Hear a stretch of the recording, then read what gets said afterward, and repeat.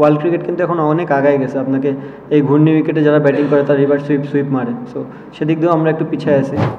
আমি আগেও সিরিজ শুরু হওয়ার আগেও বলেছিলাম যে আমি চাই যে এখান থেকে একটা টাফ টাইম আসুক। আমার মনে হয় তারা আমাদের সব জায়গা থেকে টাফ টাইম দিয়েছে, তারা অনেক ভালো বল করেছে, তাদের ব্যাটিংও খুব ভালো ছিল। অবভিয়াসলি আপনি যখন কন্টিনিউ বেসিসে রান করবেন না, চিন্তার কোনো বিষয় না, বিকজ এখানে যারা ক্রিকেট খেলে তারা প্রুভেন, অনেকদিন ধরেই খেলে আসতেছে। সামটাইমস দুই একটা সিরিজ এমন যেতে পারে, কারণ যে প্লেয়ারগুলো এখানে খেলেছে অলমোস্ট তারা 2-2.5 মাস ধরে ক্রিকেট খেলছে ব্যাক টু ব্যাক। সো আমার মনে হয় সামটাইমস ব্রেকটাও ইম্পর্টেন্ট। আমার মনে হয় এখন একটা ব্রেক আছে, ব্রেকের পর আবার তারা রিফ্রেশ হয়ে আসতে পারবে এবং আমার মনে হয় ভালো কিছুই হবে। এখান থেকে কামব্যাকের একটাই অপশন, নিজেকে সাহস রাখা, খুব একটা চিন্তিত না হওয়া, কারণ আপনি চিন্তা করলে নেগেটিভ চিন্তাটাই বেশি আসবে, পজিটিভ আসবে না। যদি সে পজিটিভ চিন্তা করতে পারে তার জন্য খুবই ভালো। অলওয়েজ বলবো যে এরকম যখন স্ট্রাগল মানুষ করে তখন নিজেকে ব্যাক করা, নিজেকে সময় দেওয়া এবং যেসব মানুষগুলো তাকে হেল্প করে সবসময় তাদের সাথে উঠা বসা করা, আমার মনে হয় সে শীঘ্রই কামব্যাক করবে এবং ভালো মতনই কামব্যাক করবে। নট অনলি যে আপনি শুধুমাত্র এখানেই প্রেশার তো সব জায়গায় পড়তে হয়, বাট হ্যাঁ একটা জিনিস হচ্ছে আমি যে জিনিসটা চেয়েছিলাম যে প্রেশার থেকে ওভারকাম করে আসা, আমরা ওই জিনিসটা পারিনি। প্রেশারে তো আমরা পড়েছি, 3টা গেমেই পড়েছি, বাট আমরা ওভারকাম করে আসতে পারিনি। এটা একটা কনসার্নের জায়গা যে আমরা কীভাবে ওখান থেকে ওভারকাম করব। আই হোপ যে আমি যেটা বললাম যে অনেক সময় ক্রিকেটাররা অনেক ক্রিকেট খেলে ফেললে অনেক ফ্যাটিকনেস চলে আসে। অনেক সময় মানে অনেক কিছু চেষ্টা করেন দেওয়ার জন্য, বাট অনুকূলে থাকে না কোনো সময়। সো আমার মনে হয় এই একটা সিরিজ তেমন হতে পারে, অনেক দিন ধরে ক্রিকেট খেলতেছে। আই হোপ যে আবার যখন ব্রেক পাবে প্লেয়াররা আবার রিস্টার্ট করবে, ভালো কিছু দিতে পারবো আমরা। দেখেন আমি একটা কথা বললাম, যে সব প্লেয়াররা এই মুহূর্তে খেলেছে টিমে সবাই প্রুভেন। আপনার এরকম 2-1টা সিরিজ যেতেই পারে, একটা প্লেয়ারের 5-6টা ম্যাচ খারাপ যেতেই পারে, এর মানে সে খারাপ প্লেয়ার না। যে জিনিসটা বললাম সে নিজে থেকেও জানে যে সে তার কোন জায়গাটা ইমপ্রুভ করতে হবে। আমার মনে হয় সে জায়গাটা ফোকাস দেবে, ব্যাটিং কোচ আছে তাদের সাথে কনসাল্ট করে সেখান থেকে কামব্যাক করার চেষ্টা করবে। আর ডে বাই ডে আপনি প্লেয়ার চেঞ্জ করলে আপনার রেজাল্ট সেমই থাকবে।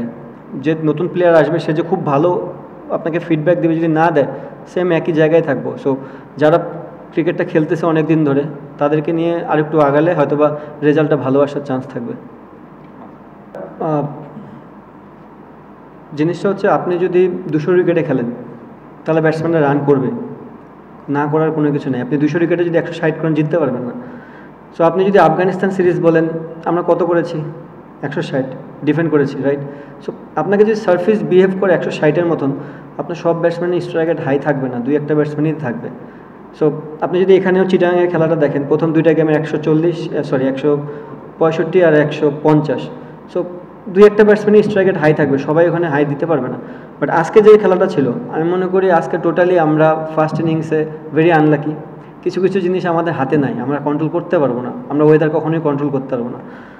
একটা জিনিস হচ্ছে আমরা প্রেডিক্ট করতে পারি একটা উইকেট দেখে, আমরা যে প্রেডিকশনটা নিছি তারাও দেখেন 3টা লেফট আর্ম স্পিনার খেলিয়েছে, তার মানে কি তারাও এই ধারণাটাই করেছে উইকেট থেকে টার্ন পাবে এনাফ, এবং সেই জিনিসটাই হয়েছে। এখন আমাদের অনুকূলে অনেক কিছু নাই। ফার্স্ট 2 গেমে আমরা খুব একটা ডিউ দেখিনি, আজকের গেমে টোটালি ডিউ। সো এখন আমরা যখন ব্যাটিং করেছি টোটালি 20 ওভার একটু শুকনো উইকেট ছিল এবং বল গ্রিপ করতেছিল খুব ভালো মতন, বাট তারা যখন ব্যাটিংয়ে আসছে তাদের ফরে চলে গেছে সব কিছু। সো কিছু জিনিস আছে যেগুলো আপনার কন্ট্রোলে থাকবে না, বাট চেষ্টাটা আমাদের কমতি ছিল না। ওই জায়গাটায় আমাদের বলাররা ভালো এফোর্ট দিয়েছে, যেহেতু ডিউ পড়েছে উইকেট খুব ভালো হয়ে গেছে ব্যাটিংয়ের জন্য। এখানে যদি আমরা ফার্স্ট ইনিংসে 200 রান করতাম, যেটা পসিবল না, কারণ উইকেটে আপনি 200 করতেও পারবেন না। সো যেটুকু ছিল আমার মনে হয় এনাফ ছিল, যদি গ্রাউন্ডটা ড্রাই থাকতো, যদি ডিউটা না পড়তো। না, আমি তো বললামই যে আপনি ড্রাই উইকেটে ব্যাটিং করা আর উইকেটে ডিউ পড়ার মধ্যে অনেক পার্থক্য আছে। আমরা 2 ইনিংসে ব্যাটিং করেছি ড্রাই। সো আপনি ড্রাই উইকেটে যখন 160 দেয়, 150 দেয়, ওইটাও ডিফিকাল্ট। এমন না যে 150 মানে যে ইজিলি চেস করব। আপনি যখন শুকনো উইকেটে ব্যাটিং করতে থাকবেন, খেলা যখন গড়াতে থাকবে, বল সফট হওয়া শুরু করবে, আস্তে আস্তে ডিফিকাল্ট হবে ব্যাটসম্যানদের জন্য, এবং তারা সেই জিনিসটাকে ভালো মতন ক্যাচ আপ করেছে, বলাররা খুব ভালো মতন এক্সিকিউট করেছে, যেখানে আমাদের ব্যাটসম্যানরা ব্যর্থ হয়েছে। অনেক বড় ফ্যাক্টর। দেখেন আপনার স্কিল যত ডেভেলপ করবেন তত ভালো, কোন সময় কাজে লাগাবেন সেটা আপনার উপর। বাট কারো যদি স্কিল অনেক বেশি থাকে সেখানে তো খারাপ হওয়ার কোনো কিছু না। সো অবভিয়াসলি আমাদের ব্যাটসম্যানদের স্কিল বাড়াতে হবে, সব ধরনের শটই খেলতে হবে। আমরা হার্ডলি কয়েকটা ব্যাটসম্যান রিভার্স সুইপ খেলি, সেটাও একটা পয়েন্ট। ওয়ার্ল্ড ক্রিকেট কিন্তু এখন অনেক আগায় গেছে, আপনাকে এই ঘূর্ণি উইকেটে যারা ব্যাটিং করে তারা রিভার্স সুইপ মারে, সো সেদিক দিয়েও আমরা একটু পিছিয়ে আছি, ওই জিনিসগুলো নিয়েও কাজ করতে হবে। আপনি যত পারেন আপনার স্ট্রেংথ বাড়াবেন, বাট আপনি অ্যাপ্লাই কখন করবেন এটা আপনার গেমের উপর ডিপেন্ড করবে। একটা জিনিস হচ্ছে ভাই, একটা শিক্ষক আপনাকে একটা সাজেশনই দিতে পারবে, সে তো 22 গজে যায় খেলবে না। সো আপনাকে একটা ধারণা দিতে পারবে, ওই ধারণাটা আপনাকে নিয়ে আপনাকেই খেলতে হবে, অ্যাপ্লিকেশন আপনারই করতে হবে। আমার মনে হয় আমাদের যে প্রশিক্ষকরা আছে তারা সম্পূর্ণভাবে আমাদের সাপোর্ট করতেছে, এবং আমাদের ব্যর্থতা যে আমরা ওখানে ভালো মতন ডেলিভার করতে পারিনি, আই হোপ যে প্লেয়াররা এই জিনিসটা থেকে লার্ন করবে এবং শিখে আমরা খুব ভালো মতন এটা ডেলিভার করতে পারবো সামনে। না না না, এখানে ফ্যাটিকের জিনিসটা যেটা বললাম যে ভাই আপনি কন্টিনিউ বেসিসে প্লেয়াররা, আপনি যদি দেখেন আমরা নেদারল্যান্ড সিরিজের আগে আমরা ক্যাম্প করেছি, ফিটনেস ক্যাম্প, দেন স্কিল ক্যাম্প সিলেটে, দেন নেদারল্যান্ড সিরিজ, দেন ইউইতে এশিয়া কাপ শেষ করে আফগানিস্তানের সাথে টি টোয়েন্টি শেষ করে ওয়ানডে শেষ করে ওয়েস্ট ইন্ডিজের সাথে ওয়ানডে, দেন টি20। এক্সেপ্ট আমি ব্যতীত, আমি ইনজুরিতে ছিলাম, আমি বাসায় সময় পেয়েছি, ম্যাক্সিমাম প্লেয়ারই তো ওই ফরম্যাটটাই খেলেছে।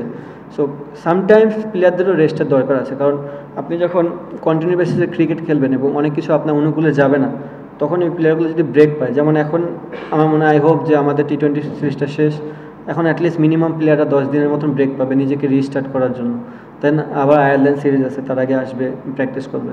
আমার মনে হয় প্লেয়াররা প্রত্যেকটা প্লেয়ারই ভালো মতন রিকভারি নিয়ে আবার কামব্যাক করতে পারবে ভালো মতন।